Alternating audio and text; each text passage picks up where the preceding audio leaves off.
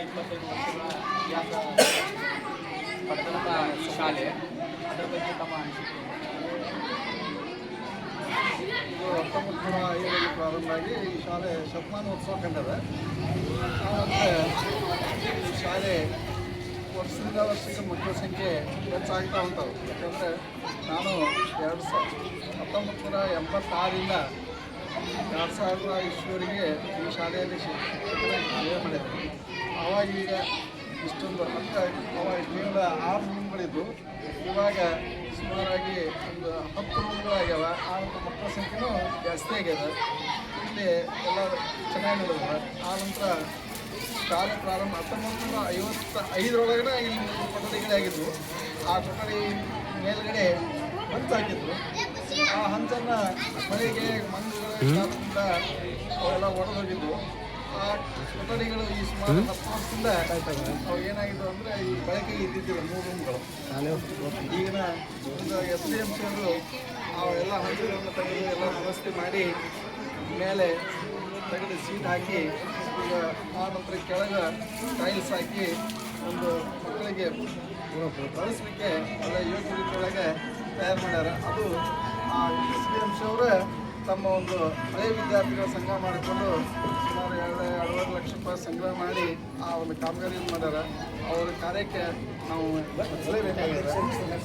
ಅಧ್ಯಕ್ಷರು ಇಲ್ಲಿ ಈಶ್ವರ ನವಲಗುಂದ ಅಂತ ತಿಳ್ಕೊಂಡು ಅವನು ಅವರೊಳಗೆ ಹೊಸ SDMC ಅವರೆಲ್ಲರೂ ಒಳ್ಳೆ ಮನೆ ತಮ್ಮ ಸ್ವಂತ ಮನೆ ಕೆಲಸ ಮಾಡದಂತೆ ಈ ಕಟ್ಟಡದ ಕಾರ್ಯವನ್ನು ಮಾಡ್ಯಾರ. ಅವರಿಗೆ ನಾನು ವೈಯಕ್ತಿಕವಾಗಿ ಅವರಿಗೆ ಅಭಿನಂದನೆಯನ್ನು ಸಲ್ಲಿಸ್ತೇನೆ. ಸರ್, ಇವತ್ತಿನ ದಿನಗಳಲ್ಲಿ ಸರ್ಕಾರಿ ಶಾಲೆ ಉಳಿಬೇಕು ಬೆಳಿಬೇಕಂತ ಹೇಳಿ ಸರ್ಕಾರದವರು ಏನು ಕಾನ್ಸೆಪ್ಟ್ ಮಾಡ್ತಾ ಇದ್ದಾರೆ, ಸರ್ಕಾರದವರು ಕೂಡ ಖಾಸಗಿ ಶಾಲೆಗಳನ್ನು ಹೆಚ್ಚು ಮುತುವರ್ಜಿ ವಹಿಸಿ ಸರ್ಕಾರಿ ಶಾಲೆಗಳನ್ನು ಮುಚ್ಚುವಂಥ ಪರಿಸ್ಥಿತಿಯಲ್ಲಿ ಸರ್ಕಾರದವರು ನಿರ್ಣಯ ತೆಗೆದುಕೊಳ್ತಾ ಇದ್ದಾರೆ. ಅದಕ್ಕೆ ಸರ್ಕಾರಿ ಶಾಲೆ ಬಗ್ಗೆ ಮತ್ತು ಈಗಿನ ದಾಖಲಾತಿಗಳ ಬಗ್ಗೆ ತಮ್ಮ ಅಭಿಪ್ರಾಯ? ಸರ್ಕಾರಿ ಶಾಲೆಗಳು ಉಳಿಬೇಕಂದ್ರೆ ಎಲ್ಲ ಪಾಲಕರು ಎಲ್ಲಿ ಹೋದ್ರೂ ಮಕ್ಕಳ ಕಲಿಕೆ ಸರ್ಕಾರಿ ಶಾಲೆಯಲ್ಲಿ ಆದಂತೆ ಖಾಸಗಿ ಶಾಲೆಯಲ್ಲಿ ಆಗೋದಿಲ್ಲ. ಯಾಕಂದರೆ ಸರ್ಕಾರಿ ಶಾಲೆ ಶಿಕ್ಷಕರ ಆಯ್ಕೆ ಆಗೋರು ಸೀಟೊಳಗೆ ಪಾಸ್ ಆದ ಬಂದಂಥ ಶಿಕ್ಷಕರು ಅದಾರೆ, ಟ್ಯಾಲೆಂಟ್ ಇದ್ದಂಥ ಶಿಕ್ಷಕರು ಬರ್ತಾರೆ.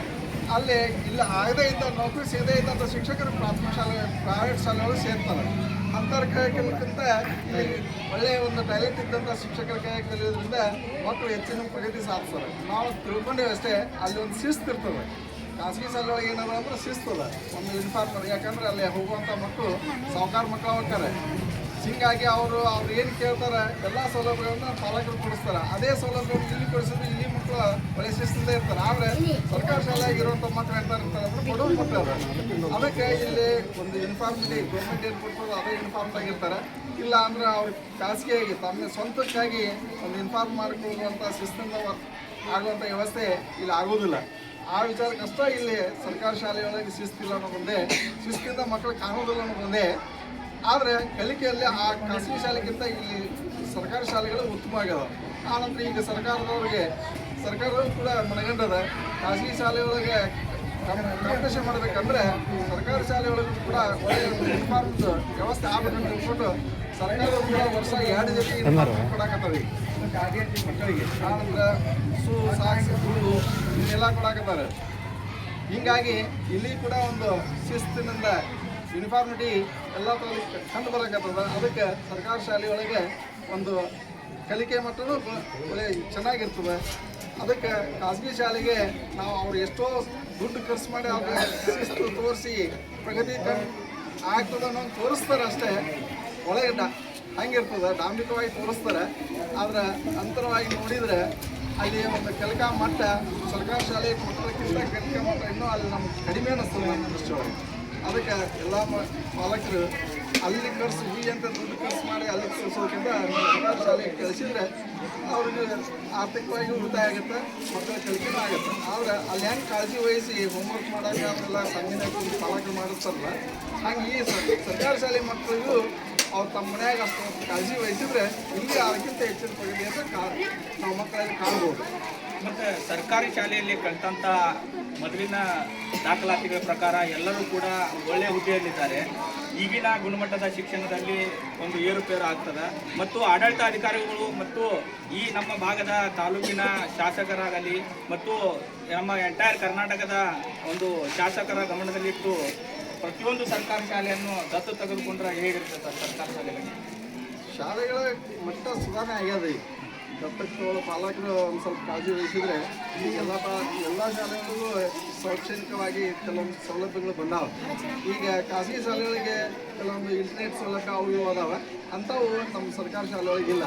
ಅವನಷ್ಟು ಮಾಡಿಬಿಟ್ರೆ ಅದೇ ಹೇಳಿದ್ರೆ ಖಾಸಗಿ ಶಾಲೆಗಳಿಗಿಂತ ಶೈಕ್ಷಣಿಕ ಒಂದು ಗುಣಮಟ್ಟ ನಮ್ಮ ಸರ್ಕಾರಿ ಶಾಲೆಯಲ್ಲಿ ದೊರಕದ ಅಂತ ನನ್ನ ಅನಿಸಿಕೆ. ಕೊನೆಯದಾಗಿ ಈ ಊರಿನ ಒಂದು ಹಳೆಯ ವಿದ್ಯಾರ್ಥಿಗಳ ಸಂಘ ಆಗಲಿ, SDMC ಅವರಾಗಲಿ ಮತ್ತು ಊರಿನ ಗುರಿಯರಾಗಲಿ ಈ ತಮ್ಮ ಈ ಕಾರ್ಯಕ್ರಮ ಮತ್ತು ಈ ಸರ್ಕಾರಿ ಶಾಲೆ ಡೆವಲಪ್ಮೆಂಟ್ ಬಗ್ಗೆ ಕೊನೆಯದಾಗಿ ಅವ್ರಿಗೆ ಏನೊಂದು ನಾನು ಇದನ್ನು ಮೊದಲೇ ಹೇಳಿದೆ.